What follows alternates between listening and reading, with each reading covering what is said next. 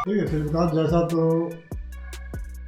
कोई नहीं। कोई होगा ही नहीं और आगे चांस भी नहीं। मारेंगे हम ही लोग उसको, चाहे जो लोग। कौन थे 4 लोग? सत्येंद्र सिंह, रेवतिया जी, पांडे जी और मैं। अच्छा, कि आप ही लोग मारेंगे? हाँ, और इत्तेफाक देखिए महाकाल ने ऐसा अवसर दिया कि हम लोग बड़ी मुश्किल से हाथ वहाँ पर रख के पहुँचा, भाई बताओ तो बोल रहे उसने हमारे SSP को इतना करी आया है हैं? कि ये लोग अगर आधे घंटे में यहाँ से नहीं गए तो मैं यहाँ 10-20 को गाजर मूली की तरह काट के भाग जाऊँगा। तो भैया तुम लोग निकल जाए, यहाँ शांति रहने की। पुलिस ने मुठभेड़ में नहीं मारा वरना वो पेड़ से गिरा मर गया था और उसके बाद फिर पुलिस ने एनकाउंटर दिखा दिया। और पुलिस क्रेडिट ले रही है।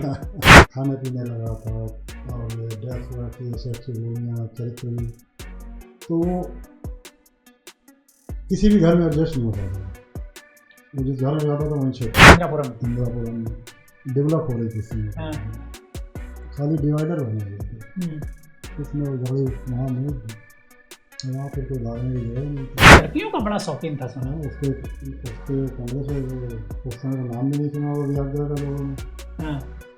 150 गोलियाँ दी थी। वियाग्रा सुबह 10:30, 11, 10-11 के बीच में PCO पे जाता था बात करने डेली अपने गर्लफ्रेंड से बदल मतलब उसको रोटी के बांधे पड़ गया, पैर खुद दिया उसको। मतलब मुखबिर का इतना बुरा हाल है पुलिस में। करते हैं लोग। लगा होगा पुलिस वाला या नहीं लगा, ये पक्का था कि कोई शूटर है उसको मारने के लिए कोई है, फिर उसने पलट के उसी पिस्टल से गोली। मेरा तो इरादा ही नहीं था कभी पुलिस में आने का, ना मैंने कभी सोचा था। तो जब इरादा बनाया तो सिर्फ इसीलिए बनाया कि हम जितने बड़े अपराधी हैं उनका पीछा करेंगे। मतलब कुछ करना है, कुछ ऐसा करना है जो हुआ ना हो, क्योंकि वो इतना खतरनाक अपराधी था, ये हौसले इतने बढ़ चुके थे। तो उस समय इन सब चीज़ों को कंफर्म करना या क्या करने वाला समय था। हरि प्रकाश के ऊपर सत्येंद्र सिंह जी, रेवतिया जी, पांडे जी, ये लोग काम कर रहे थे। तो उसमें से जिसको मुन्ना बजरंगी आप बता रहे हैं, उसने एक हल्की सी हिचकी ले ली और उन्होंने शोर मचा दिया। वहाँ टीम आ गई, उसको ले जाकर भर्ती करा दिया। ये हो गया। अच्छा, झगड़ा हुआ, मैंने मानी नहीं बात, उन्होंने मेरी शिकायत की मुख्तार अंसारी ने। लखनऊ वाले। ये कैसे हो सकता है? 5-5 गोली खाया हुआ आदमी जिंदा जाते हुए। जैसे ही वहाँ पहुँचे उसी सेकंड बाद उनकी चीख सुनाई दी, अविनाश बचाओ बचाओ बचाओ। मुख्तार अंसारी उससे मेरा झगड़ा हुआ। उन्होंने कांस्टेबल की राइफल लेके 303 से उसके सिर में मारा, छाए हुए थे। हाँ, कि मुन्ना बजरंगी मारा गया तो हीरो बने हुए थे सब। तो रोकना चाहा, नहीं रुका, फायरिंग हुई, क्रॉस फायरिंग हुई, दोनों मारे मुन्ना बजरंगी और उसका साथी। दोस्तों नमस्कार, DNM पॉडकास्ट में आपका स्वागत है। और DNM पॉडकास्ट में आज हमारे जो गेस्ट हैं वो उत्तर प्रदेश पुलिस के सुपर कॉप हैं।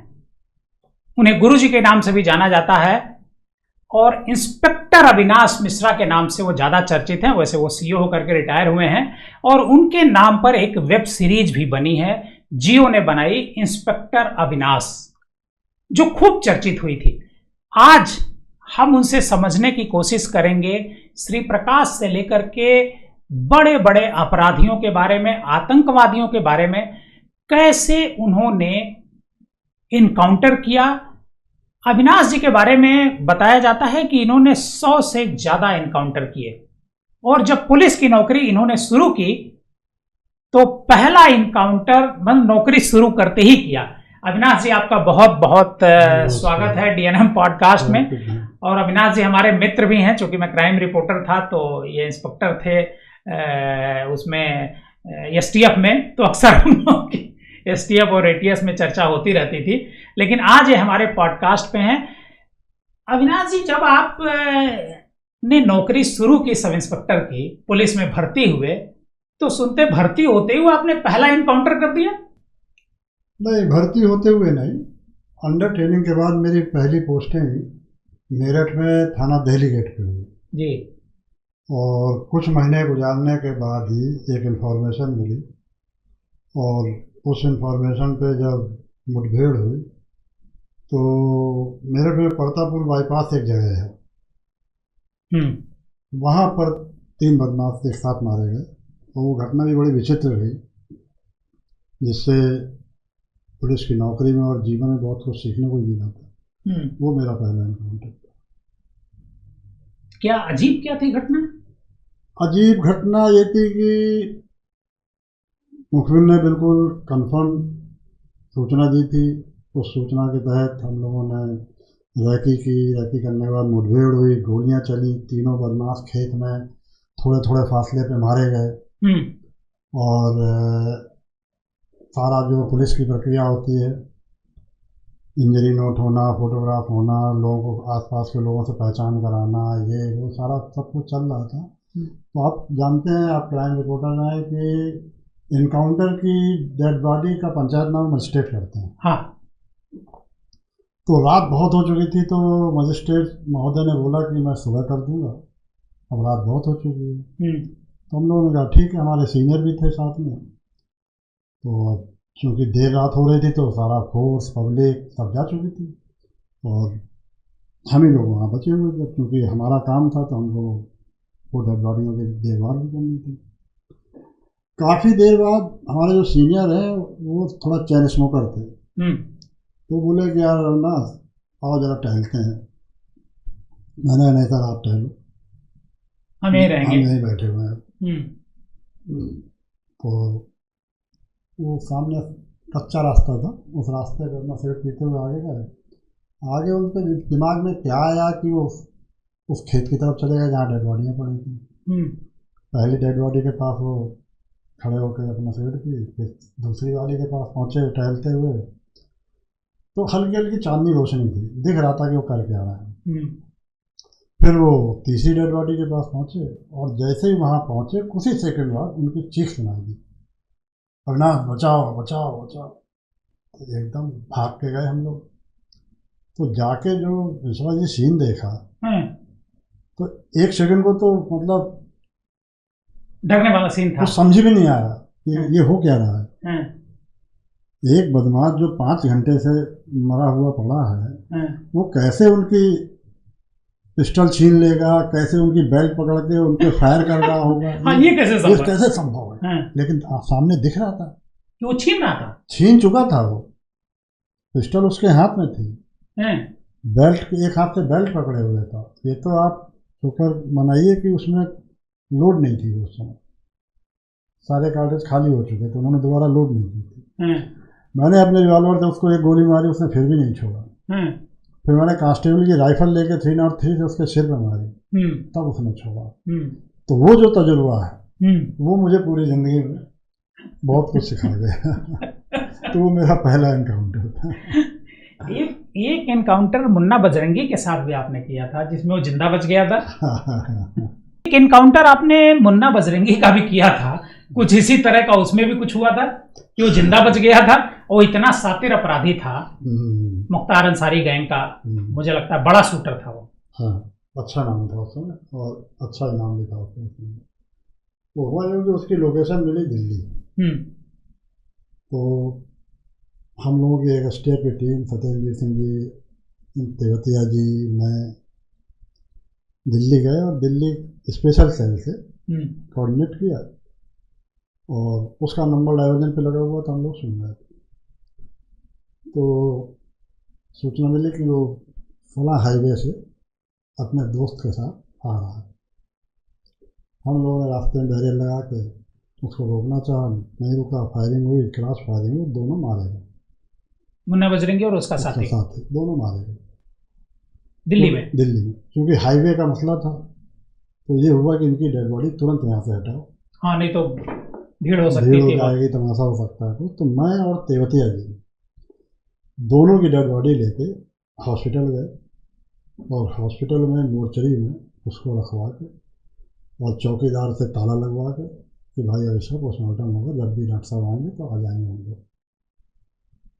और ये सब करके हम लोग वापस घटनास्थल की तरफ जाने लगे और टीवी में छाए हुए थे फिर। हाँ, कि मुन्ना बजरंगी मारा गया, तो हीरो बने हुए थे सब। 15-20 मिनट बाद मैसेज आया कि मुन्ना बजरंगी जिंदा हो गया। भाई ये कैसे हो सकता है? 5-5 गोली खाया हुआ आदमी जिंदा कैसे हो सकता है?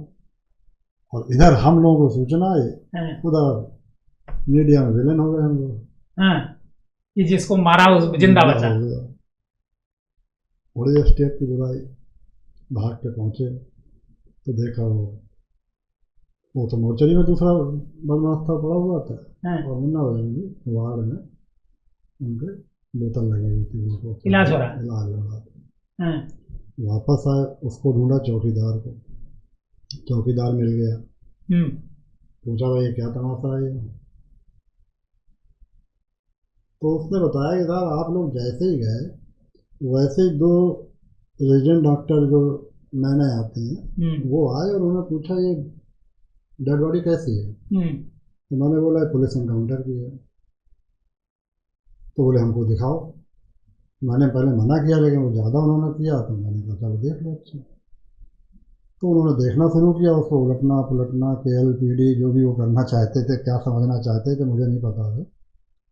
और उसमें से जिसको मुन्ना बजरंगी आप बता रहे हैं उसने एक हल्की सी हिचकी ले ली और उन्होंने शोर मचा दिया, और आन फान में टीम आ गई, उसको ले जाके भर्ती करा दिया गया। तो ये हुआ था। अच्छा वैसे STF का जो नाम है पूरे देश में, क्या वैसे STF तो महाराष्ट्र में भी है और कई स्टेट में भी STF है, लेकिन यूपी STF का नाम श्री प्रकाश शुक्ला के लिए जाना जाता है। 97-98 में शायद इसका गठन हुआ था, और ठीक 1 साल बाद श्री प्रकाश शुक्ला को गाजियाबाद में मुठभेड़ में मार दिया गया।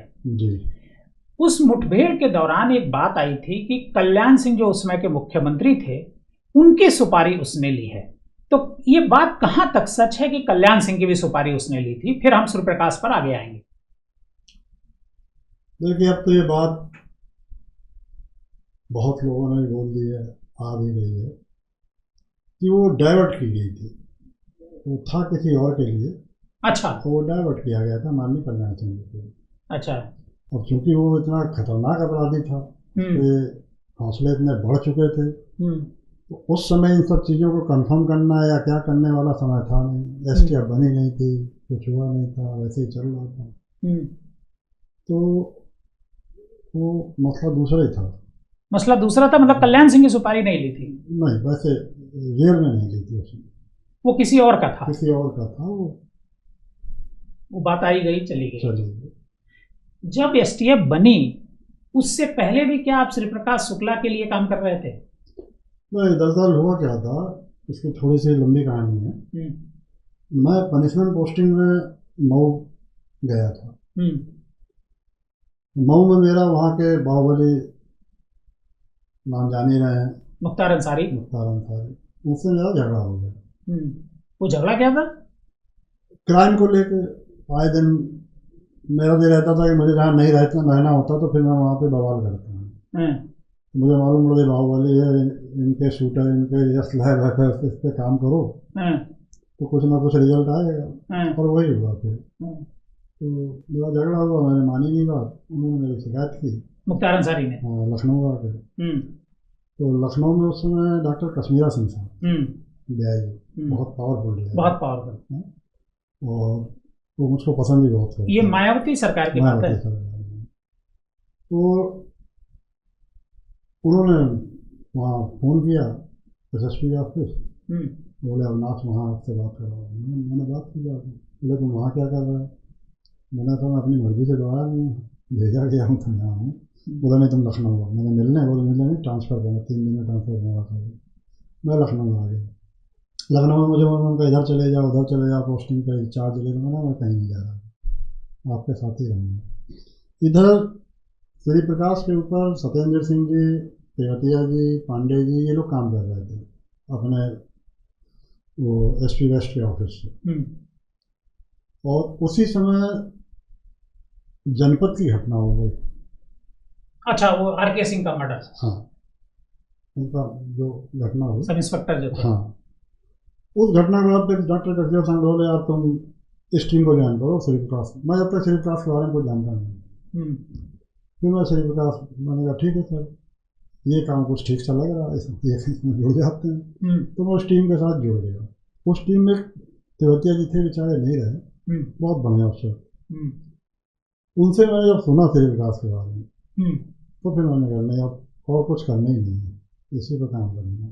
मैं इस तरह जुड़ा था उसके। तो मतलब आपका शौक रहा है कि जो क्रिमिनल बड़ा अपराधी हो उससे मुकाबला करना, उसका पीछा करना। मैं इसीलिए भर्ती हुआ था पुलिस में। मेरा कोई इरादा ही नहीं था कभी पुलिस में आने का, ना मैंने कभी सोचा था। और जब इरादा बनाया तो सिर्फ इसीलिए बनाया कि हम जितने बड़े अपराधी हैं उनका पीछा करेंगे। मतलब कुछ करना है, कुछ ऐसा करना है जो हुआ ना हो। तो ये आरके सिंह की घटना क्या हुई थी, कैसे ये घटना हुई थी? अब देखिए, जो अब लोगों क्या बोलते हैं, क्या करते हैं, ऑन पेपर क्या है, कैसा है, मुझे नहीं मालूम। दरअसल उस दिन हुआ क्या था कि एक जनपद में एक रेडीमेड व्यापारी है, उससे वो वसूली करता रहता है। अच्छा। तो टीम ने उससे सेटिंग की कि अब जब वो आवे तो बताना। तो उसने भेजा हुआ मैसेज, मैं आ रहा हूँ शाम को 7-8 बजे के बीच में, पैसा तैयार रखना। तो उसमें सत्येंद्र सिंह साहब, तेरतिया जी, पांडे जी, ये सब उसकी दुकान पे बैठ गए पहले से। हाँ। तो शिल्पराज नहीं आया अंदर। अच्छा, दुकान में नहीं आया? हाँ, दुकान पे नहीं आया। उसने अपना एक लड़का भेजा और वो लड़का अंदर गया और उसने अपना वही जो स्टाइल हम लोगों का, बैग खोला और एक दिखाई और पैसे मांगे। जब तक छीना झपटी हुई उसमें वो मारा गया, वो लड़का। शिल्पराज बाहर खड़ा था, उसको कुछ संदेह सा हुआ, पार्किंग में था वो। उसको कुछ संदेह हुआ तो वो धीरे धीरे पीछे मुंह पे और यहाँ पे दारू सभा की ओर निकलने लगा। आरके सिंह भी वहीं खड़े थे। अब पहचानते तो थे नहीं, एक आइडिया था बस। हाँ, कि ऐसा हो सकता है और भाग रहा तो यही होगा। भाग नहीं रहा था। अच्छा। भाग नहीं रहा। तो इनको को संदेह हुआ तो ये उसके पीछे पीछे चल दिए। पहले सिर्फ का थोड़ा धीरे धीरे चल रहा था, फिर उसको लगा कि यार ये आदमी कोई पीछा कर रहा है और अकेले ही पीछा करेगा, ऐसा तो नहीं कोई विरोधी है, शूटर है, क्या है। तो उसने थोड़ी सी गति और बढ़ाई, इन्होंने भी बढ़ाई गति। उसने तेज रफ्तार से रोड क्रॉस की और वो रोड दारू सफा की तरफ वो रोड क्रॉस कर गया। वो रोड क्रॉस कर गया। ये रोड क्रॉस कर रहे थे तो ये टकरा गए लोगों से। अच्छा। और इनके हाथ से पिस्टल छूट गई, पीछे जो पिस्टल छिपाए हुए थे वो पिस्टल छूट गए। फिर वो सिर्फ वापस घूमा, उसको लग गया कि अब पुलिस वाला ही है। उसको लगा होगा पुलिस वाला या नहीं लगा, ये पक्का था कि कोई शूटर है उसको मारने के लिए कोई है। फिर उसने पलट के उसी पिस्टल से मारा और वहां से भाग गया वो। भाग गया। श्री प्रकाश शुक्ला मुझे लगता है कि इधर पिछले अगर 40 सालों में देखें तो सबसे बड़ा अपराधी था और सबसे डेयरिंग क्रिमिनल था वो, इसमें कोई संदेह नहीं। वो गोरखपुर का था वो, और उसका पहले काम करने का दायरा गोरखपुर था, फिर लखनऊ उसने बनाया और लखनऊ के बाद उसने दिल्ली बना लिया। लखनऊ में उसने एक किडनैपिंग भी की थी विवेक लाधानी की। तो विवेक लाधानी की किडनैपिंग उसी ने की थी या किसी और ने? नहीं, उसी ने की थी। उसी ने की थी। उस समय आनंद पांडे साथ में था। अच्छा, आनंद पांडे और श्री प्रकाश शुक्ला दोनों उस समय साथ थे, अलग नहीं हुए थे। मतलब मनमुटाव तो हो गया था, लेकिन उसमें जो था शायद इंदिरा नगर में कहीं रखा था। इंदिरा नगर में? और रैंसम के बाद छोड़ा? तो पैसे लेकर छोड़ा। तो जब आप एसटीएफ में आए, एसटीएफ जब बन गई, ये घटना हो गई थी, ये उससे पहले ही ये घटना हो गई थी आरके सिंह की, एसटीएफ उसको कैसे ट्रैक करती थी? क्योंकि यहाँ कभी यहाँ रहता था, कभी दिल्ली, कभी बनारस, कभी वो चला जाता था बिहार। देखिए, एक तो उसको कोई पहचानता नहीं था, दूसरा वो नाम बदल के यहाँ रहता था और आराम से हैदराबाद में घुमा करता था। कहीं जूस की दुकान पे, कहीं बार की दुकान पे, कहीं कहीं ऐसे घुमा करता था, उसको कोई पहचानता नहीं था। और दूसरा वो आता जाता रहता था। वो गोरखपुर से गया बिहार, यूपी नहीं आया वो। बिहार गए। दरअसल सही मायने में उसको क्राइम की ट्रेनिंग बिहार से ही मिली। बिहार में अच्छे अच्छे मर्डर किए उसने। उसके बाद फिर आया। शुरू में क्या था कि कोई सर्विलांस का सिस्टम था नहीं। हाँ। वही प्रिंट आउट, वही आउट गोइंग इनकमिंग, ये वो देख के काम चलता था। फिर धीरे धीरे प्रयास किया गया तो हम लोगों को कानपुर में एक्सचेंज में सुनने का नंबर मिला। फिर बाद में डाइवर्जन का आ गया। फिर कुछ मुखबिर बेस पे काम चला कि उसका आना जाना है, इसके यहाँ, क्योंकि वो तमाम धंधों में इन्वॉल्व हो गया था। लॉटरी, ये किडनैपिंग, ठेकेदारी, डीआरएम, ये सब में वो, और माफियाओं से मिलना, ये सब उसका शुरू हो गया था। तो कुछ लिंक वहाँ से मिलते थे। इस तरह उसको ट्रैक कर रहा। उसने बिहार में ब्रिजबिहारी प्रसाद की हत्या की थी। उसमें उसके बाद आप लोग भी गए थे वहाँ बिहार? नहीं, ब्रिजबिहारी सिंह की हत्या में हम लोग बिहार नहीं गए थे। हम लोग जो ये सिंह साहब का जो मर्डर हुआ था जनपद में। अच्छा, आर.के. सिंह।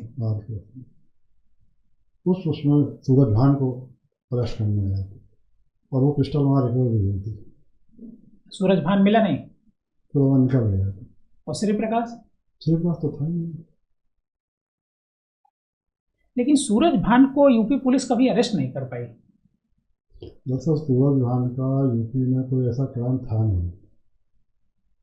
तो ये मालूम पड़ा था कि श्री प्रकाश वहाँ पर है, इसलिए पुलिस गई थी।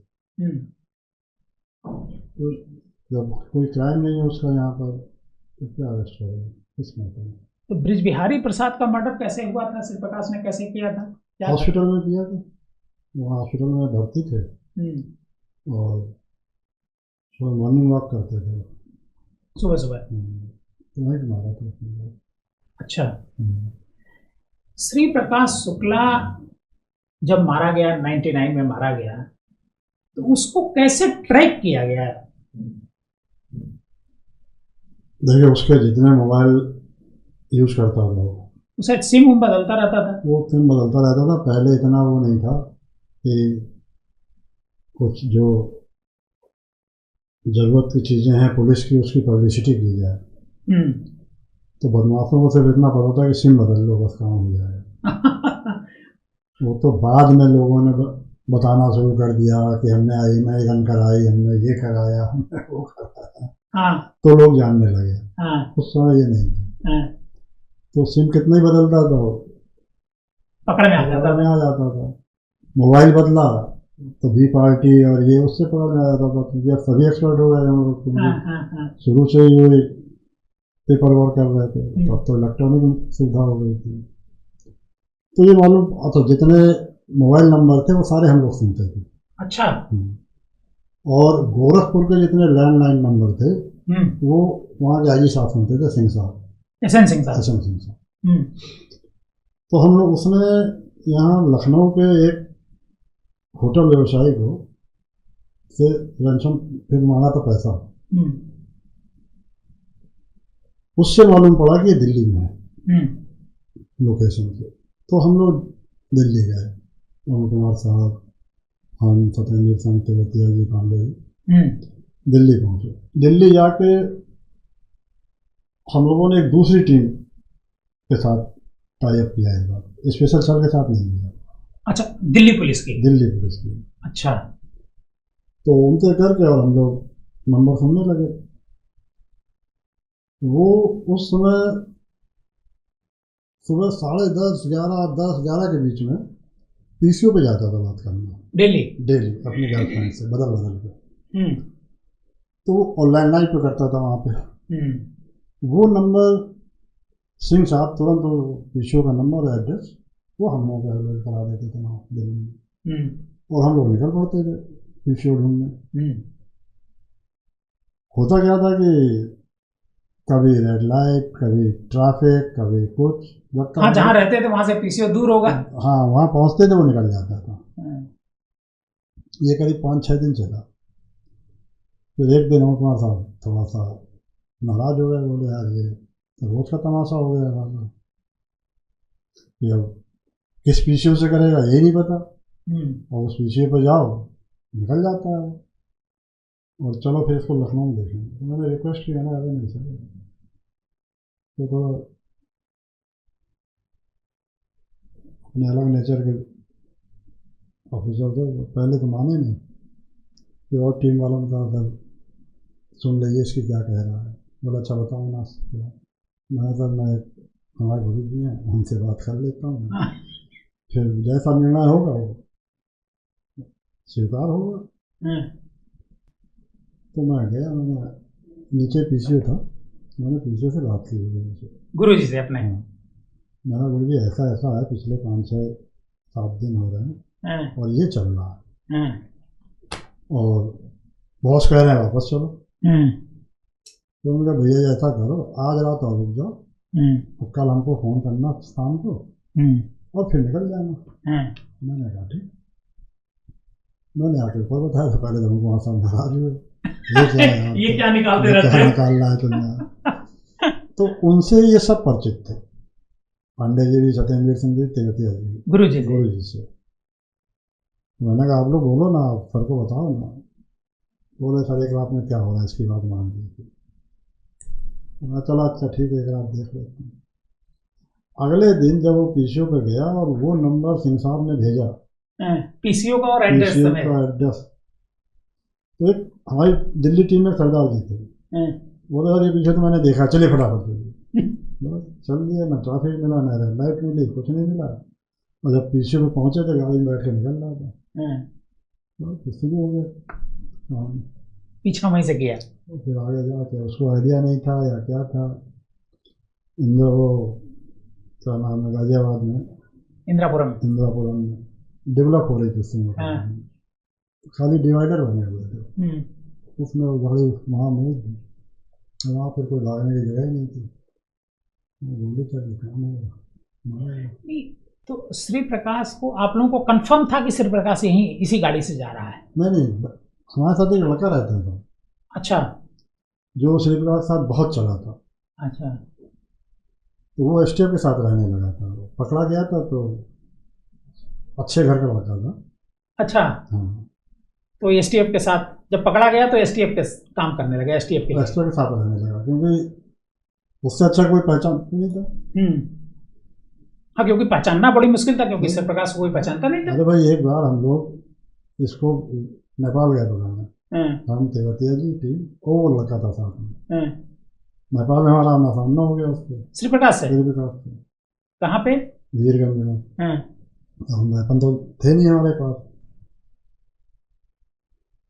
मैंने जब औरों ने क्या रेट किया मुझे नहीं पता, वो हमेशा पुलिस से बचता था, मतलब रास्ता बदल देता था कई बार, उसने कई आमने सामने पड़ने की कोशिश की, तो सामने खड़ा रहा, हम लोग खड़े रहे, तो उसी लड़के ने बताया भैया श्री प्रकाश, और वो हम लोग को देख रहा है, हम उसे देख रहे हैं, वो पेट्रोल ले रहा था अपनी गाड़ी में, उसने थोड़ी देर एटीट्यूड दिखाया, जेब में हाथ लगा, वो पहचान गया होगा।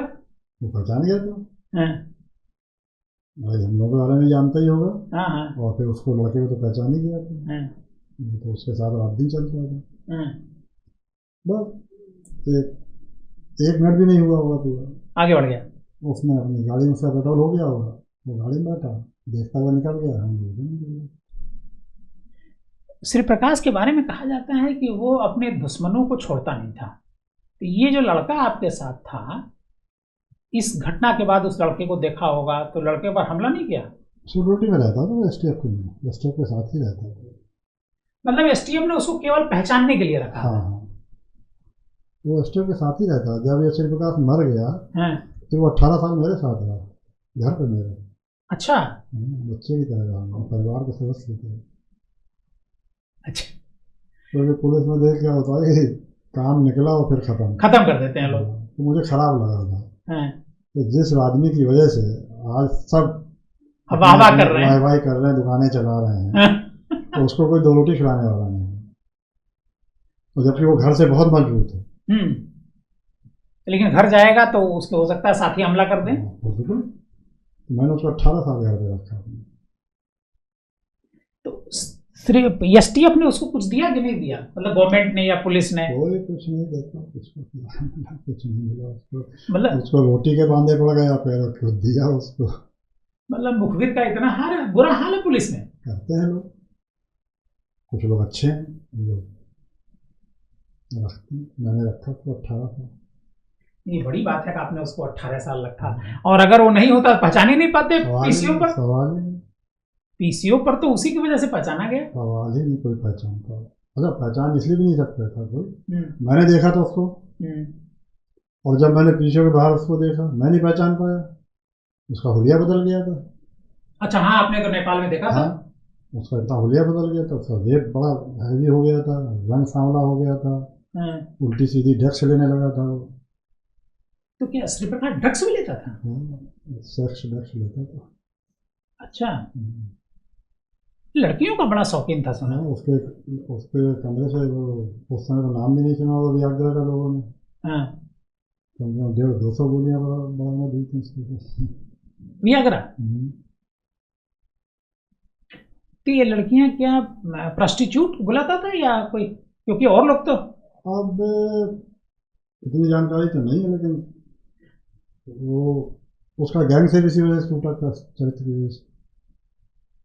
अच्छा, सारा गैंग जो था उसका, सत्तू पांडे हो, आनंद पांडे हो, या कोई हो, तो कुछ लोग बताते हैं कि आनंद पांडे की बहन से भी वो कुछ। अब बस इतना पता है कि हाँ वो अपने दोस्तों के साथ भी इस तरह की हरकतें परिवार में कर देता है, न किसी का व्यक्तिगत नाम लेकर। तो जब पुलिस ने, जब एसटीएफ ने श्री प्रकाश शुक्ला को मार दिया, तो उसके बाद उसके घर की भी तलाशी ली गई थी। हाँ, होती है दिल्ली में। कहाँ रहता था? उसमें बसंत कुंज में शायद। ये आनंद पांडे श्री प्रकाश के साथ रहता था, उसने कई घटनाएं की, विवेक लाधानी को किडनैपिंग किया, बिहार में कई मर्डर किए उसने, वीरेंद्र प्रताप शाही वाले मर्डर में शामिल था। ये अलग क्यों हुआ? बस ऐसे बताया ना कि वो श्री प्रकाश का थोड़ा धीरे धीरे, वो श्री प्रकाश नहीं था जो अपनी जवानी में था, उसमें बहुत परिवर्तन आने लगा था, खाने पीने लगा था, और ये ड्रग्स वैक्स, ये सेक्स की गोलियाँ, चरित्र भी, तो किसी भी घर में एडजस्ट नहीं हो पाता था, वो जिस घर में जाता था वहीं छेद करता। अच्छा, श्री प्रकाश के साथ एक सत्तू पांडे नाम का अपराधी पहले हुआ करता था, बाद में उसने अलग गैंग बना लिया। उसको भी शायद आप इन लोगों ने मारा था। कैसे? उस समय उसका बड़ा नाम था। हाँ, सत्तू पांडे बड़ा नाम था, बल्कि श्री प्रकाश से बड़ा नाम था। तो श्री प्रकाश से पहले उसका नाम था। उसके पीछे हम लोग लगे थे, बिहार, बॉम्बे, इधर। तो एक दिन सूचना मिली कि वो इस तरह लखनऊ से और सीतापुर जा रहा है अपने साथी के साथ। तो राजीव रंजन वर्मा था एसएसपी चर्चा में। तो मैंने बताया मतलब ये इन्फॉर्मेशन है और आप आइए। बोले मैं आता हूँ, तुम निकलो। तो फिर हम लोग निकले, तो रास्ते में बैरियर लगाया, इसने गाड़ी नहीं रोकी, फिर जाके अटरिया के पास ओवरटेक किया, तो गांव की तरफ घुस गया। वहाँ पे क्रॉस फायरिंग हुई, उसमें दोनों मारे गए, और उसमें भी देखिए पोस्टमार्टम, वो पंचायतनामा हो गया, सब कुछ हो गया, ये हो गया, और अचानक इतनी तेज आंधी तूफान आया कि एक पूरी पेड़ की मोटी डाल सत्तू पांडे के ऊपर गिर गई। अच्छा, वो कैसे? आंधी तूफान आया, गिर गई, दोबारा उसका पंचायतनामा भरा गया। और उसको नया रूप दे दिया लोगों ने। क्या? कि पेड़ से गिरने से मारा? मतलब कहानियां बना दी, और हम लोग सुप्रीम कोर्ट तक लड़े उसमें। वो क्यों? रिट कर दी उसी चीज को लेकर कि पुलिस ने मुठभेड़ में नहीं मारा। ना, वो पेड़ से गिरा, मर गया था, और उसके बाद पुलिस ने एनकाउंटर दिखा दिया और पुलिस क्रेडिट ले रही है। ये उपेंद्र विक्रम सिंह का मर्डर किया था श्री प्रकाश शुक्ला ने लखनऊ में। ये क्यों मारा था और क्या घटनाक्रम था? क्योंकि बड़ा डेयरिंग मर्डर मुझे लगता है लखनऊ का सबसे डेयरिंग। मुझे टीम ज्वाइन करने से पहले का था। हाँ, तो मैं उसमें ज़्यादा मेरा वो नहीं था। अच्छा। तो श्री प्रकाश से जुड़ी कोई और ऐसी घटना जो आपके आमने सामने टकराया हो या कहीं कोई बात हुई, फोन करता था क्या कभी आपको? नहीं, मुझे एक दो बार लैंडलाइन पे आया तो मैंने नंबर ही हटवा दिया। मतलब बात नहीं हो पाई? बात करके तीरंदाजी थोड़ा दिखानी है यार, तुम कर लोगे हम कर देंगे, ये कर देंगे, बातें नहीं करनी यार मुझसे। कई अधिकारी सुना एसटीएफ पे बात करते थे। करते हैं। मेरा तो एक दो बार आया, बच्चों ने बताया मुझे। बच्चों ने क्या, बच्चे तो छोटे थे, मैडम ने बताया। मैंने कोई बात नहीं, तो कटवाई देती। घर पे करता था? हाँ, लैंडलाइन। और वो करता था या कोई और करता था, ये तो पता मैंने नाम उसी का आ रहा नहीं। होगा उसी बात है। कि श्री प्रकाश फोन कर रहा है। तो मैंने वो लैंडलाइन नंबर ही हटवा दिया था। ये श्री प्रकाश शुक्ला जब नेपाल में था, बहुत नेपाल में रहता था, तो सिर्फ एक ही बार आपका आमना सामना हुआ कि कभी और भी गए थे आप पकड़ने के लिए? नहीं, एक ही बार क्योंकि बहुत सॉलिड सूचना मिली थी, इसलिए गए थे। तो नेपाल में पकड़ते कैसे जब आपके पास असलहा था ही नहीं? हम लोग यहाँ से नेपाल पुलिस से सेटिंग करी थी हम लोगों ने। अच्छा। कि हमारी हेल्प करो, और नेपाल पुलिस से बात भी हो गई थी। वहाँ पर एक होटल का, देखिए मुझे नाम नहीं याद आ रहा, ये वहाँ रुका हुआ था अनुज और उसके दूसरे होटल के साथ। हाँ, इसमें देखिए वहाँ की एक चीज़ और बताएं, उसका टेरर देखिए। जब हमारा आमना सामना हुआ और वो चला गया, तो हम लोग वापस थाने गए ये बताने के लिए कि श्री प्रकाश अभी दिखा था यहाँ पे। अच्छा। हाँ, तो जिनसे हमारी सेटिंग थी वो हमसे उल्टी बात करने लगे, बोले आप लोग तुरंत अभी यहाँ से निकल जाइए। अच्छा। नेपाल खाली कर दीजिए। क्यों? तो यही सवाल हमने किया, भाई क्यों, ऐसा क्या हो गया यार, अभी तो हम तो आपको बताने आए कि वो दिखा हमको, कुछ मदद करिए कहीं अगल बगल हो तो। हो सकता है ये अब होटल पहुंचे। बोले वो होटल कहीं नहीं पहुंचेगा, लेकिन आप लोग यहाँ से निकल जाएंगे। बड़ी मुश्किल से हाथ रख के पूछा, भाई बताओ तो। बोले उसने हमारे एसएसपी को इतना करी आया है कि ये लोग अगर आधे घंटे में यहाँ से नहीं गए तो मैं यहाँ 10-20 को गाजर मूली की तरह काट के भाग जाऊंगा। तो भैया तुम लोग निकल जाओ, यहाँ शांति रहने दो। मतलब देखने के बाद एसएसपी वीरगंज को गाली दिया, बहुत धमकाया। बोले आराम से बैठे नो भगाओ, मैंने 10-20 को काट दूंगा तो अभी उछलते रहना। श्री प्रकाश शुक्ला जब 2 साल करीब आपका वहां रहा, 2 साल के भीतर ही मार दिया गया, एसटीएफ ने मार दिया।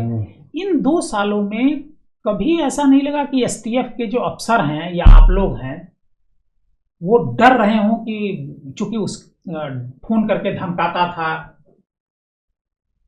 अब देखो, कोई डरता भी होगा तो बताता तो है नहीं, लेकिन हाँ ये है कि हम 4 लोगों ने कसम खाई थी एसटीएफ ज्वाइन करते हुए, मारेंगे हम ही लोग इसको, चाहे जो हो जाए। कौन थे 4 लोग? सत्येंद्र सिंह, तिवतिया जी, पांडे जी और मैं। अच्छा, कि आप ही लोग मारेंगे? हाँ, और इत्तेफाक देखिए महाकाल ने ऐसा अवसर दिया कि हम ही लोग थे। लेकिन वो गुरु जी की बात एकदम सटीक निकली। वो हमारे, उनका रहता मेरे साथ हमेशा, मैं उनसे आशीर्वाद लेता रहता हूँ जब फंसता हूँ। अच्छा। ऐसे सत्तू पांडे ही बताता हूँ। मैंने उनसे कहा ना, मिल नहीं रहा, अभी पूरा साल हिंदुस्तान ढूंढ डाला, बिहार से लेके बॉम्बे से लेके, करें तो उन्होंने मेरी टीम में परिवर्तन कराया। अच्छा। और उन्होंने एक पर्चा बनाया तो बोले ये इस दिशा में मिलेगा। तो मेरा ठीक है। और जिस दिन ये घेराबंदी हो रही थी वो यहाँ से ही कटने वाला था, आपके आईएम रोड से, और उन्होंने फिर बताया नहीं इधर नहीं जाएगा ये। अच्छा। हाँ, इस दिशा में जाएगा। तो उसने जो गाड़ी आईएम रोड की तरफ जो घुमाई और फिर एकदम काट के सीतापुर रोड पे ले ली।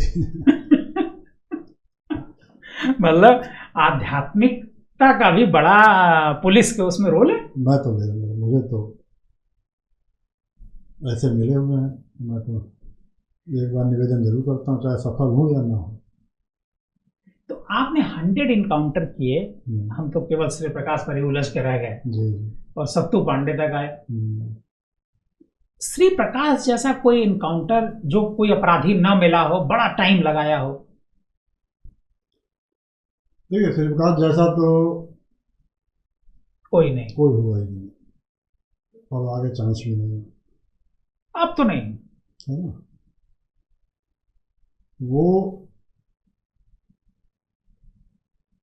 ऐसा अपराधी था कि एक सेकंड का रिस्क नहीं लेता था।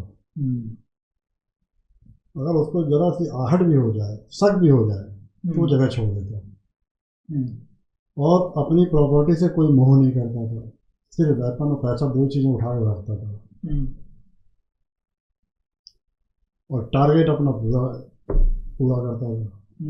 आप तो उसमें रहे हैं, ये बड़े बड़े माफियाओं की हिम्मत नहीं होती। बड़े बड़े हरशंकर तिवारी, वीरेंद्र साहिब, कितने लोग, हिम्मत नहीं होती थी। और भी कई बड़े माफिया थे, बड़े माफिया थे, अजीत सिंह थे, मतलब बहुत सारे थे जो, तो वैसा अपराधी जो न था ना है। हाँ, अच्छे अच्छे अपराधी रहे हैं, उनसे हुई है। और आपका निर्भय गुजर हो गया, एक पश्चिम उत्तर प्रदेश का बड़ा बदमाश था हसनपुरिया, और भी बहुत सारे थे। ये कलकत्ते में एक मुठभेड़ हुई थी मंगे सरदार थे, उसमें आप थे? हाँ। क्या घटना कैसे हुई? मंगे सरदार तो बच गया था उसमें। तो ये तो ऊपर वाला जानता है ना, किसको लेना किसको छोड़ना। ये अपने हाथ में थोड़ी ना है। वो ये सूचना मिली थी, ये उस समय क्या था, बड़ा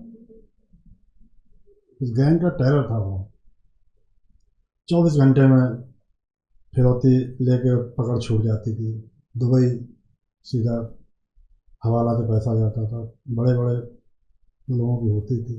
तो सेंट्रल गवर्नमेंट से एक वो जारी हुआ था इस गैंग के लिए। गैंग का नाम क्या था? इन्हीं का गैंग था, किडनैपिंग करते थे यही। अच्छा, मंगे थे, और कौन था? मंगे के बॉस और यही सब। मंगे का बॉस कौन है? आपके राजधानी के डॉन बबलू। तो मालूम पड़ा कि ये लोग कलकत्ता में हैं, और किसी होटल वाले की दुबई से होटल बेच के आया है, उस पर पैसा है, जो उसकी किडनैपिंग कर रही है। अच्छा, बड़ी सटीक जानकारी थी इनके पास। वो रहता ना कहीं कनेक्शन। तो मालूम पड़ा कि वो सुबह पार्क स्ट्रीट में मॉर्निंग वॉक पे, वहाँ का बड़ा पॉश इलाका है पार्क स्ट्रीट, मॉर्निंग वॉक पे जाता है वो सेठ।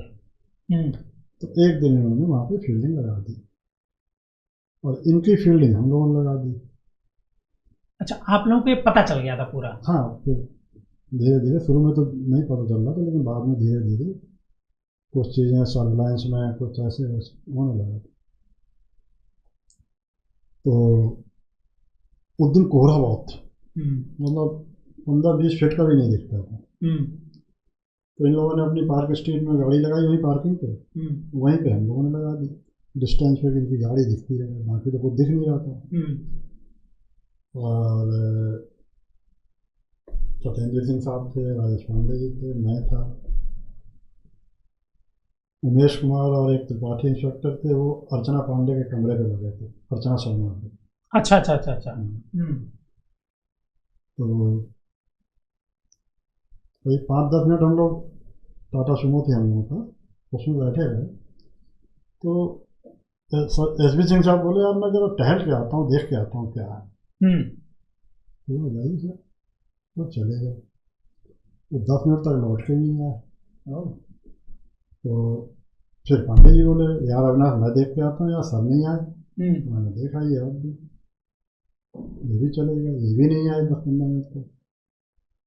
तो मुझे चिंता होने लगी। आप लोग गाड़ी में बैठे हैं? हम लोग गाड़ी में बैठे, और सामने वैन खड़ी है उनकी। तो मुझे भी चिंता होने लगी, यार ये दोनों लोग गए और कोई फोन नहीं, कुछ नहीं। तो मैं भी उतर के चल दिया। मैंने कमांडो थे, मैंने उनसे कहा कि 1-2 सिपाही थे, मैं उतरा तो वो लड़का मेरे साथ उतर गया जिसका अभी जिक्र कर रहे थे हम लोग। अच्छा, वो लड़का वहां ही था? हाँ, वो मेरे साथ ही रहता था। अच्छा। तो वो भी मेरे साथ चल दिया। हम लोग जैसे ही वैन के बगल से निकल रहे थे, उन्होंने वैन स्टार्ट कर दी। तो मैंने, अच्छा, आप लोग ये पकड़ नहीं पाए कि वैन आपके सामने वैन खड़ी है, उसमें आगे कोई बैठा और स्टार्ट कर? नहीं, कोई हरकत नहीं हुई थी, वैन वैसे ही खड़ी थी। तो पता नहीं वेट कर रहे थे कि पता नहीं वो आया था कि नहीं आया था। अब वो जहाँ तो मैसेज आता है यहाँ आ गया वॉक करने, तब निकलते ही लोग, तो शायद वो मैसेज आया नहीं था। तो जैसे ही हम लोग वैन के पास गए हम दोनों, तो वैन स्टार्ट हो गई। तो मैंने कहा तो साले भाग जाएंगे, कुछ तो गड़बड़ हुआ है। तो लेफ्ट साइड में जो बंदा बैठा था, मैंने उसकी गर्दन पकड़ ली इस उम्मीद में कि बाकी फोर्स आएगा हेल्प के लिए। मैंने उसकी गर्दन पकड़ी तो राइट साइड में जो ड्राइविंग सीट पे था, गुड्डू घोषिया की नामी बदमाशी था उस समय, उसने फायर कर दिया मेरे ऊपर। वो फायर मेरे और पप्पू मेरे बगल में था, चिपका हुआ था। वो फायर मेरे और पप्पू के बीच से, वो तो बाद में मालूम पड़ा, ये निकला तो पप्पू नीचे गिर गया डर की वजह से, शोर मचा। मर गए। उन्होंने सालों में गाड़ी आगे बढ़ा दी। मैंने कहा यार ये तो साले निकल जाएंगे, तो मैंने उसकी गर्दन पकड़ के अपना पूरा वेट नीचे छोड़ दिया। अच्छा, अपना वैसे नीचे कर लिया, फायर नहीं कर पाएगा। और उसने तो भाई गाड़ी दौड़ा दी और मैं घिसटता हुआ जा रहा हूँ, कोई आ ही नहीं रहा हेल्प के लिए। और पार्किंग से मेन रोड पे आ गए। मेन रोड पे आए तो फिर लगने लगा कि शरीर का कुछ माल उतर रहा है। तो मैंने उसको छोड़ दिया, उससे टकराया डिवाइडर से। मतलब कुछ सेकंड गुजरे होंगे, 15-20 सेकंड या ऐसे, तुरंत मेरी गाड़ी आ गई, ड्राइवर लेके आ गया। बैठो साहब। मैं बैठा, सरफराज नाम था उसका ड्राइवर का। मेरा सरफराज सालों को छोड़ना नहीं, पप्पू मार दिया उन्होंने। बोला अच्छा आप नहीं छोड़ेंगे, तो मेरा सब खून रही रहा था। चल दिए, अब फायरिंग शुरू कर दी उन्होंने उसी गाड़ी से, अपनी गाड़ी से। अब एक भ्रष्ट तो ऐसा आया कि पूरा मेरे सामने से जो आके, पता नहीं गाड़ी का कमाल था या ऊपर वाले कृपा थी, पूरा यहाँ साइड में जाके घूम गया। तो बाहर निकल गए, एक दो गोली गाड़ी पे लगी। और पब्लिक वो समझ रही थी शूटिंग चल रही है मामले में, तो फ्लाइंग किस। अब मेरे लिए मुश्किल हो रहा था फायर करना, क्योंकि मुझे उल्टा पड़ रहा था। तो मैंने सरफराज से बोला बाकी लोग कहाँ गए, तो मैंने पीछे मुड़ के देखा तो एक बंदा हमारा गाड़ी में था, सिर्फ एक बंदा, इतनी टीम के साथ। बाकी कहाँ चले गए पता नहीं कहाँ गए। मैंने कहा वो मेरी एके कहाँ है, बोले रखी से। मैंने निकालो, उसने एके निकाल दी, मैंने एके दी, तो मैं सामने शीशे की वजह से फायर नहीं कर पाता, फिर उसको दी मैंने बोला तुम फायर करो। और उसका निशाना अच्छा था, कमांडो था, निशाना अच्छा था। तो उसमें वो रख के मैंने पूरी मैगजीन खाली कर दी उसी गाड़ी पूरी मैगजीन खाली हो गई, गाड़ी रुकने का नाम नहीं ले रहे। उसके बाद भी चली जा रही, फायर आना बंद हो गए। मैंने कहा तो एक काम करेगी, वैन है, अगर तुमने एक जरा सी पप्पी इसकी ले ली ना, हाँ तो गिर जाएगी, घूम जाएगी। बोले इधर कर दूंगा। मैं देखो सामने चौराहा दिख रहा, उससे पहले का बढ़ाई गाड़ी उसने, वैन की चल जरूर रही थी लेकिन वो स्पीड नहीं थी जो पहले थी। हो सकता उसको भी गोलियों कर लगे। हाँ, तो उसने जल्दी से कवर कर लिया, अपने फट के किनारे से मारा। उस चौराहे के ठीक सामने पार्क स्ट्रीट थाना था। और गाड़ी गाड़ी उलट गई और उसमें से वो सुबह का वक्त था, कलकला पुलिस, कोई कच्छे में, कोई बनियान में, कोई चड्डी में, सब आ गए। सब आए थाने से बाहर, सामने हुआ भाई बात में, 1 2 3 4 5 6 आदमी निकले वहीं से। वो गाड़ी इसलिए नहीं रुक रही थी, जो ड्राइवर था उसको गोली लगी थी, मर चुका था, उसका सिर स्टेयरिंग पे था और पैर एक्सीलेटर में फंसा था, इसलिए गाड़ी रुक नहीं रही थी। 6 निकले, जिसमें से 2 जिंदा है और 4 मर गए। 2 जिंदा कौन, एक मंगे? एक और लड़का। अच्छा, वो भी जेल में है? नहीं, बाहर है। अच्छा, वो बाहर है। तो वो जो किडनैपिंग करने के लिए आए थे, वो किडनैपिंग हो नहीं पाई? नहीं हो नहीं पाई। अच्छा, ये गाड़ी में बैठे लगता है वेट कर रहे थे? ये वेट कर रहे थे सिग्नल का कि अब होगा इनका कोई और साथ में। हाँ, कि सामने आएगा, लोकल कोई बंदा होगा जो बताएगा कि यहाँ आ गए हैं सेठ जी, तब फिर ये लोग जाते।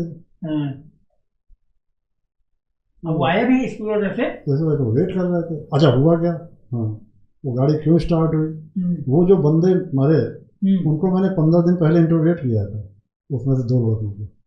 अच्छा, तो उन 2 लोगों ने मुझे पहचान लिया, बोले गुरुजी आ गए। और जिसने गोली चलाई थी गुड्डू घोसी, उसने पप्पू को पहचान लिया। अच्छा अच्छा अच्छा अच्छा, इस वजह से मामला बना। ये एसटीएफ में श्री प्रकाश शुक्ला के अलावा और भाई बड़े कई अपराधियों को मारा, डकैतों को मारा, सबसे एक तरीके से डकैतों को नेस्तनाबूद किया। ददुआ, शिव कुमार ददुआ, निर्भय गुजर। तो आप किस टीम में थे? मैं दोनों टीम में था, लेकिन ददुआ वाला ऑपरेशन मुझे बीच में छोड़ना पड़ा था, क्योंकि मेरे चित्रकूट में मेरी बड़ी क्लोज रिश्तेदारियाँ थी। तो उन्होंने अन्ना बाबू जी से बोला होगा, उन्होंने मुझे बोला, मैंने ठीक है नहीं जाएंगे, तो उन्होंने बीच में छोड़ दिया था। और निर्भय वाले में मैं था। निर्भय कैसे मारा गया?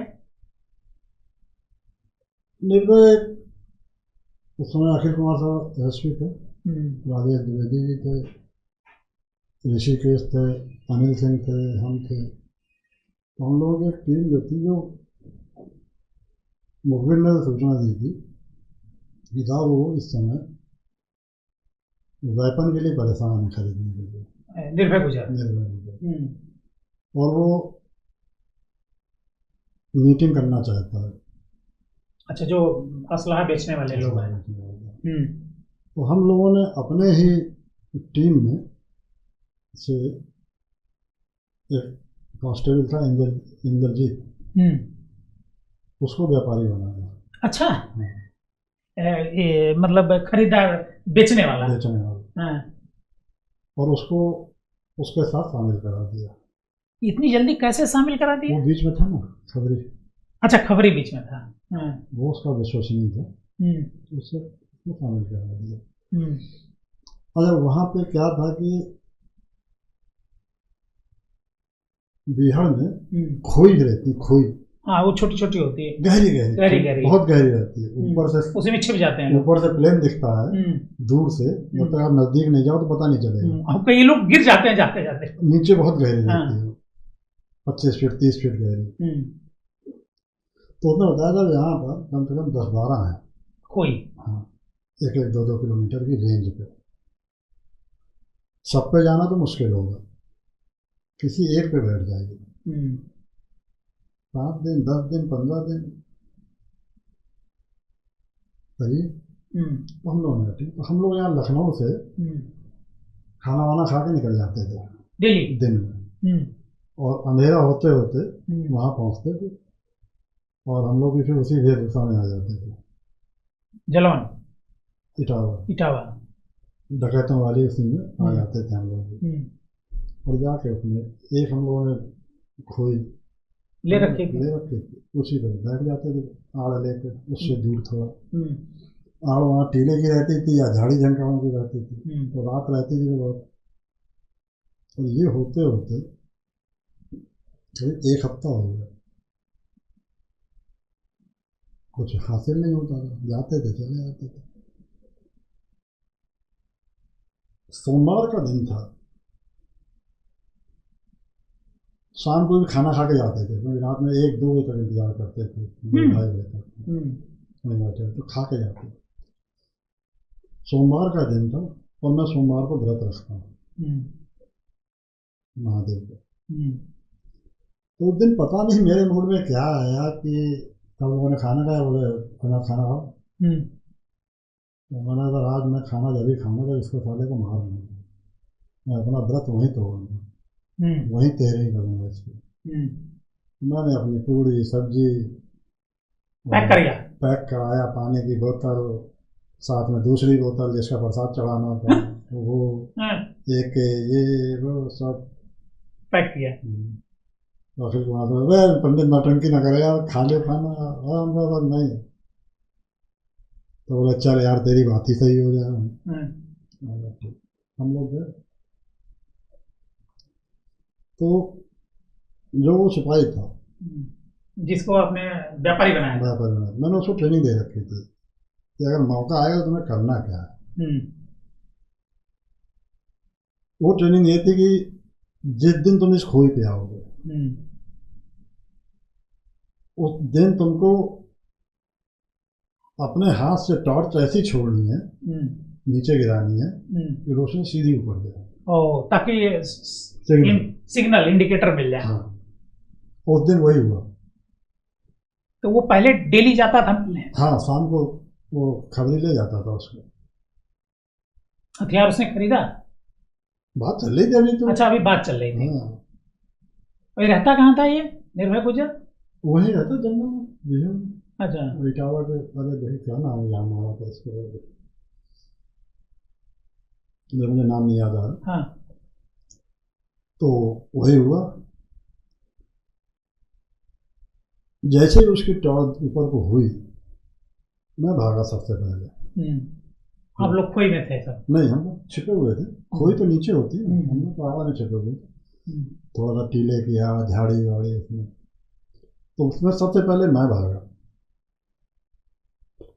और मैंने भी सुनी रखी थी खोई, मुझको बहुत आइडिया था नहीं। और जैसे ही मैंने वहाँ पहुँच के शोर मचाया, बाकी सब लोग भी आए, वो भी शोर मचाया, घेर लो मान लो। तो मैं ऊपर से कूद गया। अच्छा, पेड़ से? खोई में मैं ऊपर से कूद गया, वो फायर किया, तो उस सिपाही ने अंदर से फायरिंग शुरू कर दी। तो जितने ऊपर दाएं बाएं खड़े थे वो तो भाग गए। तो मैं सीधा जैसे ऊपर से गिरा तो नीचे जाकर ऐसे बैठ गया तो किसी ने मूर्ति की तरह बैठा दिया खोई में। हाँ, नीचे जाके मेरी टैलगोन चोट भी लगी होगी। टैलगोन आज भी नहीं बैठ पाता मैं सीधा। फिर सब पूरी टीम, अखिल कुमार साहब, द्विवेदी, 2-4 फायरिंग हुई तो भाग गया हाल देखा ऊपर। फिर मैंने अपनी निकाली पूरी सब्जी, मारने के बाद प्रसाद वहीं पे उसी के सिराने बैठे, 5 पूरी उसकी निकाली, बाकायदा मंत्र पड़ा और सबको खिलाई हमने। कुछ लोगों ने मना किया, खा लो नहीं भूत बन गया है। सबको एक पैक दिलाया। इसमें सिपाही इंद्रजीत का बड़ा रोल था उसको लाने में, क्योंकि वही उसको लाने में उसका रोल नहीं था। उसका रोल था हिम्मत उसकी। अच्छा, लाना तो मुखबिर को था ना। लाना तो मुखबिर को था। हाँ, कि यहाँ मिलेगा। हाँ, कि मिलेगा, उससे चलो बात आते हैं, तो ये हिम्मत भी तो होनी चाहिए ना। आधों में फट जाएगी। ये ददुआ के बारे में क्या जानकारी थी? अब मुझे लास्ट का तो नहीं पता है, लेकिन शुरू में तो रहते थे हम लोग, तो सूचना मिलती है तो जाते थे बिहार पहाड़ों में, वहाँ के बड़े विकट पहाड़ हैं, तो जाते थे तो मुश्किल हो जाता था, हवाई फायर हुई चले जाए। तो वो भी जंगल में ही रहता था? हाँ, उस दिन सॉलिड सूचना मिली थी, कुछ किसी से पैसा वैसा मांगा तो उसने, वही पैसे देने जाना तो वहाँ के भीड़ हो गई। ये निर्भय गुर्जर की आमदनी का स्रोत क्या था? पकड़, केवल पकड़, केवल किडनैपिंग। पकड़ कराता तो भी, वो खरीदता भी था। खरीदना मतलब क्या हुआ? छोटे छोटे गैंग कहीं से लाए पकड़ के, उसको दे दिया, हमने ले लिया 20,000, वो रखे पाले अपने 6 महीने में 7 महीने में। अच्छा, मोटा पैसा उससे लेता था। ओके। ये और किसी और डकैत के साथ आपकी कोई मुठभेड़? नहीं, मेरा वो डकैत के साथ पहला ऑपरेशन। अच्छा, निर्भय गुजर। मैं फिर बिहार में गया नहीं। बिहार में उसके बाद गई नहीं? मैं नहीं गया, मुझे मुझे जमता नहीं था। मेरी सेटिंग वाले काम ज़्यादा रहते थे। ये जो एसटीएफ है, अभी एसटीएफ उसी तरीके से काम कर रही है। एसटीएफ ने जो इलेक्ट्रॉनिक सर्विलांस है, क्या सब कुछ उसी की बदौलत होता है एसटीएफ में? नहीं, ऐसा नहीं है। कुछ लोग अपना नेटवर्क भी बनाए हुए हैं। जैसे मेरा था, मेरा 40-60 का रेशियो था। 40% इलेक्ट्रॉनिक सर्विलांस, 60% मेरा मुखबिर। अच्छा। मुखबिर की सूचनाओं को मैं कंफर्म करने के लिए इलेक्ट्रॉनिक इसका इस्तेमाल करता था। अच्छा। और बाकी लोग हैं, कुछ लोग खाली सर्विलांस पे ही चलते हैं, कुछ लोग दोनों लेके चलते हैं। कुछ लोग हैं जो खाली मुखबिर बेस पे चलते हैं। सबका अपना अपना काम करने का तरीका है, जिसको जो जाने। ये आपको लोग गुरुजी क्यों कहते हैं? अब गुरुजी, हम लोग जो रिपोर्टिंग करते थे तब भी लोग कहते थे गुरुजी। हाँ, करते थे। उसमें कभी कभी कुछ लोग डांट भी खा जाते थे। सीनियर अफसर के सामने गए था, वो गुरुजी की टीम में है तो वो डांट देते, वाले गुरुजी क्या होता है, नाम लो। तो होता यह था कि मेरे साथ जो लड़के रहते थे उनको बहुत प्यार से रखता था, उनको सिखाता भी था काम करना, ये वो सब।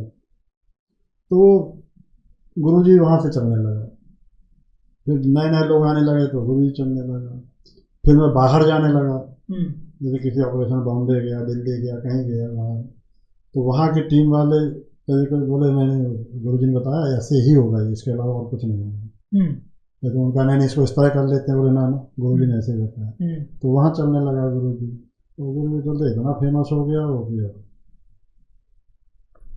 आप एसटीएफ के बाद एटीएस में भी रहे।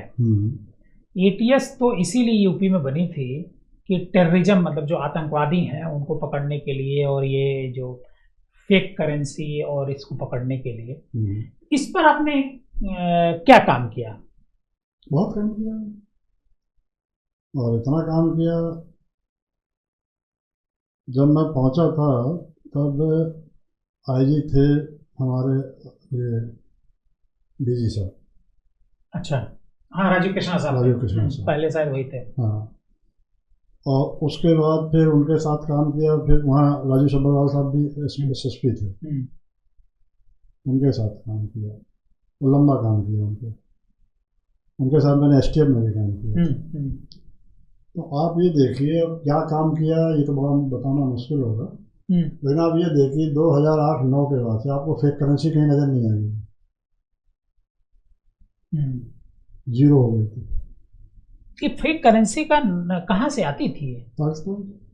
तो पाकिस्तान से तो हमारे उत्तर प्रदेश की कोई बॉर्डर लगता नहीं? पाकिस्तान से नेपाल। अच्छा। ढाका। मतलब या तो नेपाल होते हुए आती थी या फिर बांग्लादेश होते हुए आती थी। एक इंस्पेक्टर भी सिद्धार्थनगर में पकड़े गए थे वो फेक करेंसी का के साथ। होगी, कहीं पकड़ी होगी, दाब ली होगी, पकड़ी गई होगी, बॉर्डर पे मुझे जानकारी नहीं। तो कैसे इसको रोका आपने फेक करेंसी को? अब रोका,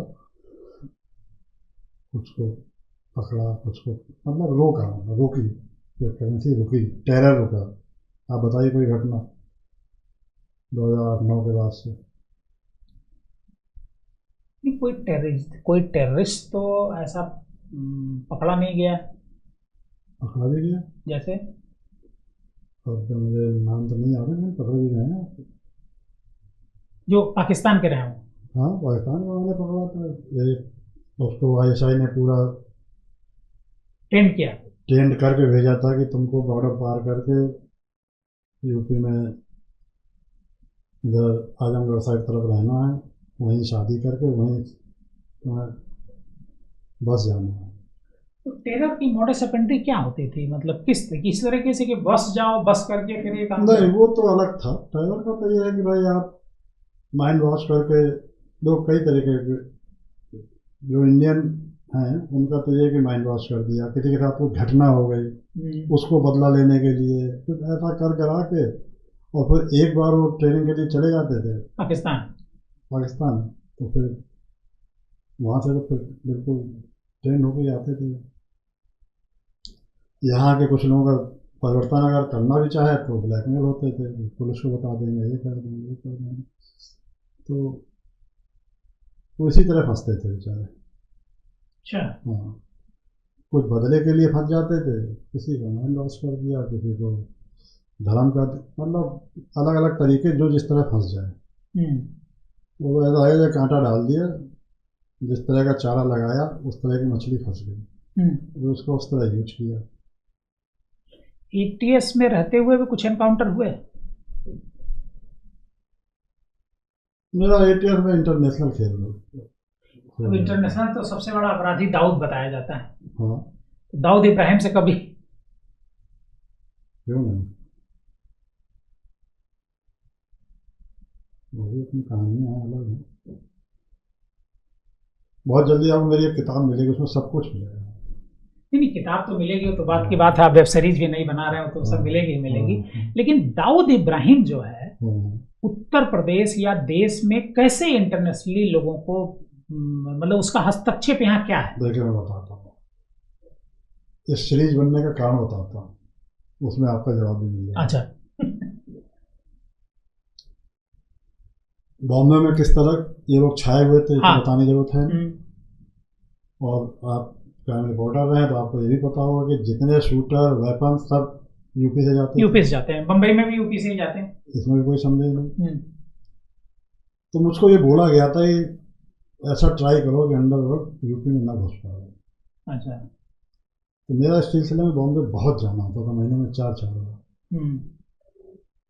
और वहाँ जाके मेरा सिर्फ एक ही काम होता था कि डी कंपनी में कैसे अपने आदमी घुसे जाए। डी कंपनी के आदमी पकड़ना मेरा टारगेट नहीं रहता था। मेरा टारगेट रहता है इसमें कैसे एंट्री कराऊँ मैं अपने आदमी। जब मैंने उसमें पूरे एंट्री करा दिए, फिर मैंने लोगों को पकड़ना शुरू किया, डी कंपनी के लोगों को। हाँ, मारना शुरू किया, पकड़ना शुरू किया। और आपको यकीन नहीं होगा, और मैं ये करते करते तो जो हाथ बढ़ाना था मेरा वो हाथ रह गया। मतलब दाऊद को भी, दाऊद तक आपका हाथ तक तो नहीं, लेकिन उसके नीचे। अच्छा, उसके नीचे, दाऊद छोटा सा कील तक। अब मतलब वहां तक आपका हाथ पहुंच गया था? वो झपट्टा नहीं मार पाया। अच्छा। कुछ मजबूरियाँ रही, कुछ चीज़ें रही, कुछ सिस्टम की। दाऊद यहाँ कैसे काम करता है? जैसे मैं इधर कैसे करता, वो तो दाऊद का तो नेटवर्क चलता था ना पहले। अब तो है नहीं कुछ, अभी भी सैलरी पे शूटर रहते थे, काम पे पैसे पे रहते थे, काम कर दो तो पैसे देंगे। और दाऊद का नेटवर्क यूपी में बहुत अच्छा रहा। उसकी रिश्तेदारियां भी उत्तर प्रदेश में है, फिर बताने की जरूरत नहीं है आपको। आजमगढ़ में बताने की जरूरत नहीं, सब पता है आपको। लखनऊ में भी उसका एक रिश्तेदार, सब पता है आपको, तो बताने की जरूरत है नहीं। तो सारे शूटर ये वो एक से एक कड़ी मिलती थी, शूटर चले जाते थे, वेपन्स चले जाते थे, सब कुछ हो जाता, आना जाना होता है। आपकी एक वेब सीरीज जियो हॉटस्टार ने बनाई, जियो हॉटस्टार ने, जियो स्टूडियो ने बनाई, जियो स्टूडियो ने बनाई, जियो हॉटस्टार अब हुआ है। हाँ, अब जियो स्टार उसने बनाई थी आपकी एक वेब सीरीज बनाई थी, और बड़ी अच्छी वेब सीरीज, इंस्पेक्टर अविनाश। तो जब वो वेब सीरीज बनी तो बहुत, मुझे पता है कि शायद 80-85 करोड़ लोगों ने देखा उसको। मतलब 140 करोड़ में से अगर देखा जाए तो करीब 70-80% लोगों ने देखा उसको। आखिर क्या खासियत थी और कैसे ये वेब सीरीज बनी, और उसमें आपको रॉयल्टी क्या मिली? देखिए, क्या मैंने बताया ना, मेरा बॉम्बे आना जाना बहुत होता था, इसी चक्कर में जो अभी हम लोगों ने चर्चा की जिस विषय पर। तो वहाँ पर मुझे जोड़ना पड़ता था लोगों को। उसी जोड़ने में चक्कर में वो रात में कहानी किस्से होने लगते थे। अब मेरे को और कुछ तो था नहीं आपस में बात करने के लिए, यही था। तो नीरज पाठक भी एक दिन टकरा गए। उनको नीरज पाठक अच्छे राइटर हैं, उनको अपने मतलब की चीज़ें लगी होंगी। उन्होंने कहा सर इसको बनाते हैं। मेरा बेटा वरुण सबसे छोटा है, उसका प्रोडक्शन हाउस था। बोले हम वरुण मिलकर बना लेते हैं, हमने बनाओ। ये नॉर्मल एग्रीमेंट जो होता है कि हाँ भाई ठीक है, एक सीजन और एक पिक्चर, एग्रीमेंट हमारा हो गया नीरज पाठक के साथ। हाँ, कोई ऐसे नॉर्मल टर्म कंडीशन नहीं है। नीरज पाठक जी ने उसको अपना तमाम प्लेटफॉर्म में घूमे होंगे, जियो के पास गए, जियो को वो पहले नजर में पसंद आया। उन्होंने अपने सारे वो रोक दिए और बोले सबसे पहले इसको बनाओ, और इसको पहली वेब सीरीज है जियो की मेरी वाली। तो मेरा जियो से कोई एग्रीमेंट नहीं है, आपका नीरज पाठक के साथ। नीरज पाठक के साथ, और वो भी खत्म हो गया क्योंकि एक सीरीज आ गई और रिक्वेस्ट की थी उन्होंने, क्योंकि शूट कर रखा था, तो मैंने कहा ठीक है सेकंड भी कर लो आप। तो बाकी मेरा किसी से कोई एग्रीमेंट नहीं है और मैं अब स्वयं कोशिश कर रहा हूँ। नहीं तो नीरज पाठक के साथ आपका सेकंड वो बनाएंगे? वो पहले ही शूट हो चुका था। अच्छा, शूट हो चुका था, तो अब किसी को डिस्टर्ब सेकंड में क्या है क्या? अब तो उनको पता ही है डायरेक्टर साहब को, क्या मैं बता नहीं सकता अभी। अच्छा, अभी उसे पर्दा है। हाँ। तो अब मेरा जियो से भी कुछ नहीं है, नीरज पाठक जी से भी कुछ नहीं है, तो मैं खुद भी ट्राई कर रहा हूँ और कोशिश कर रहा हूँ अच्छे प्रोडक्शन हाउस मिल जाए तो उनके साथ फिर आगे नहीं तो ये दोनों तो खत्म हो जाएगा। तो ये तो इंस्पेक्टर अविनाश की लाइफ का 5% भी नहीं। ये 5% अभी 95% अंदर है। अंदर है। गिनती तो आप ही बता रहे हो ना। श्री प्रकाश शुक्ला, एक सवाल छूट गया था, ये उदय भान करवरिया को भी कभी धमकी दिया था? उसने किसको छोड़ा था अभी बताइए। नहीं, किसको किसको दिया था ये बता दीजिए आप। अब इतना तो मैं गिना भी नहीं पाऊंगा। तब भी नाम जो याद है आपको सारे पता है, आप क्राइम रिपोर्टर। अरे भाई हमको पता है। कोई नया आदमी पूछे तो मैं बताऊंगा, आप क्राइम रिपोर्टर रहे हैं, आपको सब पता है। यहाँ बताने का काम सिर्फ आपका है। नहीं, तो पूछने वाला हो तो ऐसा होना चाहिए जिसको ना मालूम हो। नहीं, यहाँ तो नाम आपको बताना पड़ेगा। आप जानते हैं सबके नाम। नहीं, हरशंकर तिवारी का जानता हूँ मैं। अरे सबके जानते हैं, अभी तो आपने खुद ही 2-3 नाम बताया आपने। उदय भान परिवरिया का क्या इशू था? मुझे बहुत ज़्यादा जानकारी है, मेरे से पहले का है ना, मैं तो बाद में ज्वाइन किया ना ये। अच्छा।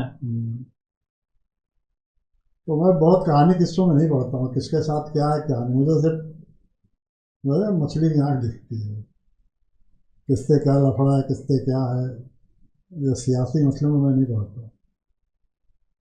श्री प्रकाश ने आर.के. सिंह के अलावा आपके एसटीएफ में आने के बाद कौन सी बड़ी घटना की?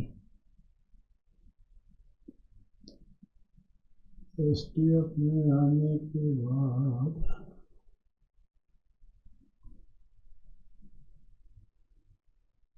मुझे लगता है एसटीएफ के बनने उसने कोई बड़ी घटना की नहीं, खुद ही डर के भागता रहा इधर उधर, मुझे शायद ऐसा याद आ रहा। अच्छा, आपको याद हो तो बताओ, मुझे याद आ जाएगा, मुझे याद नहीं आ रहा। मुझे ध्यान नहीं आ रहा, मुझको भी। मुझे लगा उसने भागने दौड़ने में समय निकाल दिया, बिहार भाग जाता था। बिहार में कभी जाना हुआ आपका? बिहार में तो कई बार गया, चिंता के चक्कर में, सत्तू पांडे के चक्कर में। नहीं, श्री प्रकाश के चक्कर। हाँ, क्यों नहीं। तो श्री प्रकाश कहाँ ठहरता था बिहार? अब अलग अलग लोकेशन पे रहती थी, कभी कहीं कभी कहीं, तो जहाँ का पता चल जाता था वहाँ चले जाते थे,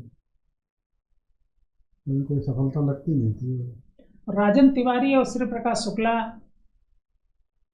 पहले एक थे, फिर अलग हो गए। राजन तिवारी को मैंने अरेस्ट किया है। कहाँ पे? दिल्ली। अच्छा, दिल्ली में कैसे? वो वांटेड चल रहा था, तो दिल्ली में एक एमपी या राजस्थान के सांसद थे, उनके बंगले के बाहर, ये किस मामले में वांटेड था? शिवप्रकाश के साथ ही? नहीं, शिवप्रकाश साथ में तो ये किसी और में वांटेड था, शायद गाजियाबाद में कोई मर्डर हुआ था। हाँ, उसमें प्रीतम सिंह के मर्डर में। अच्छा, जो गाजियाबाद में, उस मामले में इसने मर्डर किया था? इसका नाम आया था तो अरेस्ट किया था। यूपी लाए थे? हाँ, यूपी लाए थे, फिर छूट गया। गुरुजी, अविनाश जी, आपसे बातचीत करके बड़ा अच्छा लगा, चर्चा करके श्री प्रकाश को लेकर के और मंगे सरदार को लेकर के और कई अपराधियों को लेकर के, एसटीएफ को लेकर के, और सबसे दिलचस्प आपकी वेब सीरीज को लेकर के भी। हमें इंतजार रहेगा कि आपकी जो असली वेब सीरीज आने वाली है 95% वाली, 5% तो आ चुकी है, अब 95% वाले का इंतजार रहेगा। बहुत बहुत और ये सब चीजें तो आपको पहले से ही जानकारी है, तो आप इतने सालों तक आपने क्राइम रिपोर्टिंग की है। नहीं, लेकिन यहाँ तो हम आपका पॉडकास्ट कर रहे हैं। बहुत बहुत धन्यवाद आपका अविनाश जी। थैंक यू भाई।